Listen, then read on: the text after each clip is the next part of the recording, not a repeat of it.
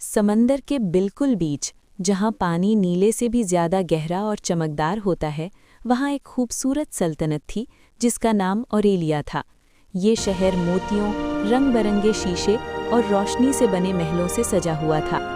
जब सूरज की किरणें पानी के अंदर उतरतीं, तो पूरा शहर ऐसा लगता जैसे कोई जिंदा ख्वाब हो। यहीं एक जलपरी रहती थी जिसका नाम सेरीना था, जो अपनी खूबसूरती के साथ साथ अपनी मासूमियत के लिए भी मशहूर थी। सेरीना की दुम गुलाबी और नीली रोशनी में चमकती थी, जैसे वो ख़ास तौर पर समंदर के लिए बनाई गई हो। उसकी आंखों में हमेशा हैरानी और उम्मीद होती, जैसे वो इस दुनिया से कुछ और चाहती हो। जब बाकी जलपरियां गीतों और महफिलों में मसरूफ़ होती, सेरीना अक्सर अकेली गहराइयों से निकलकर पानी की सतह के करीब आ जाती और ऊपर की दुनिया को देखती। उसे लगता था कि उसकी ज़िंदगी सिर्फ समंदर तक महदूद नहीं है।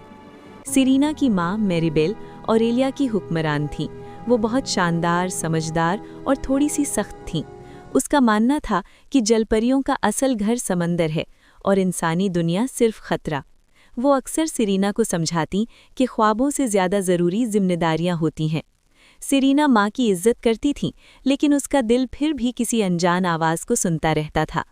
एक दिन समंदर बहुत बेचैन था। लहरें तेज थीं और हवा में अजीब सी उदासी थी। जब सेरीना ऊपर आई तो उसने देखा कि दूर एक जहाज़ तूफान की वजह से टूट चुका है। लकड़ी के टुकड़े पानी पर तैर रहे थे और उन्हीं टुकड़ों के बीच एक इंसानी शहजादा बेहोश पड़ा था। सेरीना का दिल घबरा गया। वो जानती थी कि कानून के मुताबिक उसे दूर रहना चाहिए, मगर उस पल उसका दिल कानून से ज़्यादा बोल उठा। वो शहजादे को संभालकर एक छोटी सी चट्टान के पास ले गई, जहाँ पानी कम गहरा था।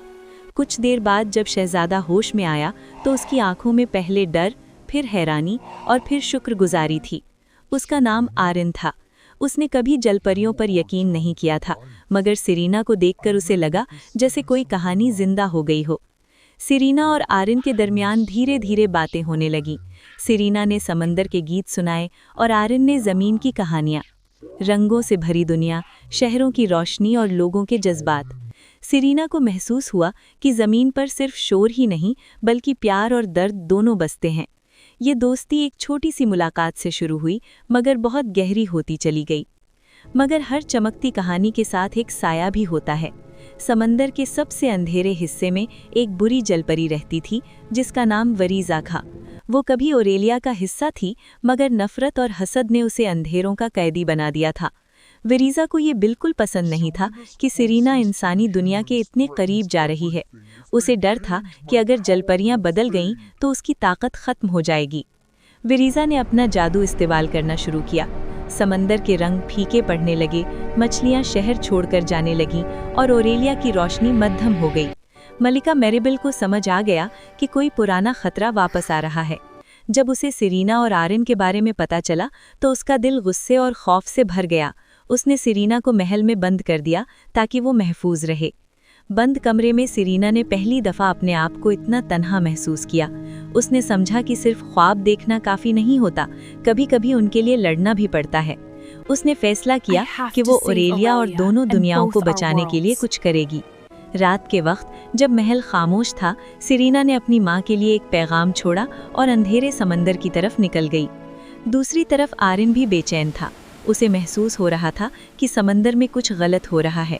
उसने अपनी कौम को समझाया कि समंदर सिर्फ लास्ता या फ़ायदा नहीं, बल्कि एक जिंदा दुनिया है।